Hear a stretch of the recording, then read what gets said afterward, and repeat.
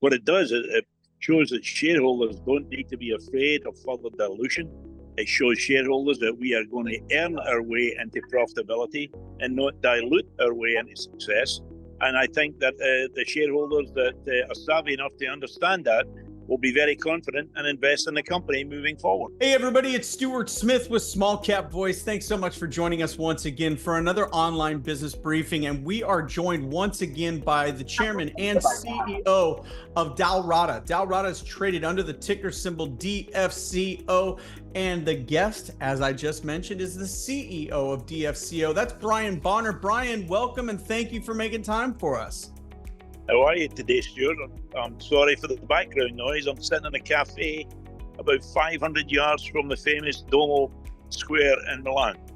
So you are in Milan, so don't apologize. Let me thank you once again for making time for us at SmallCap Voice. What are you doing there in Milan? Tell us about your trip there. Well, we came over here to go and visit a very famous show, the MCE show, where many heat pump distributors and marketers and installers visit. And we've had some fantastic meetings here that's going to lead to great business in Europe. Excellent. So yeah, this is a heat, here in the States, and we've noticed this as we've been telling the story for a couple of weeks on DFCO here at smallcapvoice.com. The heat pump market is massive in Europe. And of course, here in the United States, we're not as familiar with it. But again, you're telling me that where you're at right now has important meetings and it's a big deal to your future sales, that they're on that side of the pond, correct? That's correct. The move here in Europe is substantial. They're trying to get away from gas boilers in a very short order because of the uncertainty of source of supply, because of some of the political events, the geopolitical events in Europe. And that's pushed the heat pump installations quite rapidly forward. And our heat pump, of course, has zero emissions. It's completely sealed. And it's unique in as much that we do heating and cooling.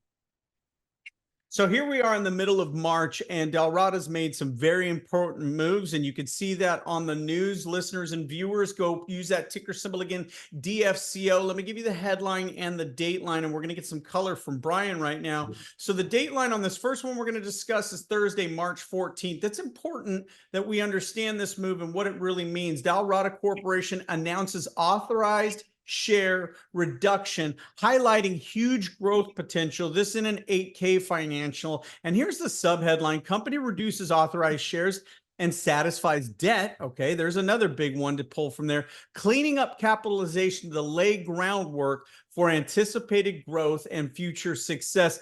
Brian, this is a big management move, and it's a validation that you're sending out to your shareholders as well. Is that a fair assessment? Absolutely. And if I may, well, eloquent, I think your words are understating the effect of the things that we have just recently done. What it does, it shows that shareholders don't need to be afraid of further dilution. It shows shareholders that we are going to earn our way into profitability and not dilute our way into success. And I think that the shareholders that are savvy enough to understand that will be very confident and invest in the company moving forward.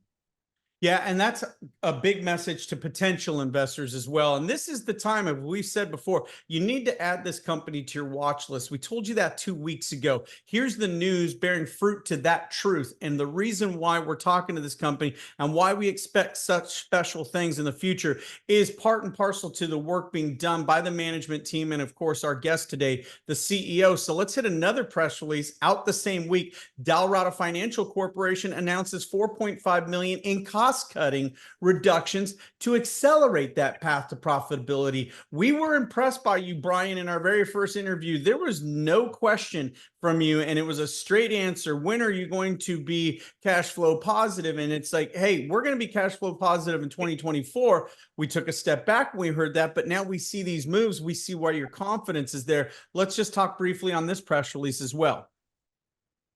Surely, we as we said earlier, we have pivoted from a development company now into a product company, and we shed some of that expensive overhead that we had in place for engineering that we no longer require.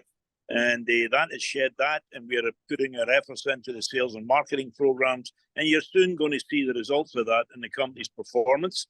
Unfortunately, I can't, because of the rules, give forward-looking statements, but just watch this space. We're going to show some people that their heads are going to spin.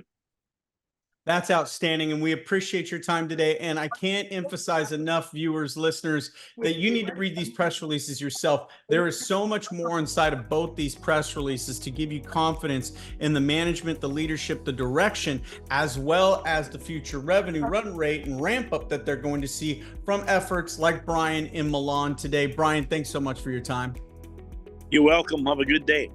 All right, you as well, and safe travels and successful meetings to you.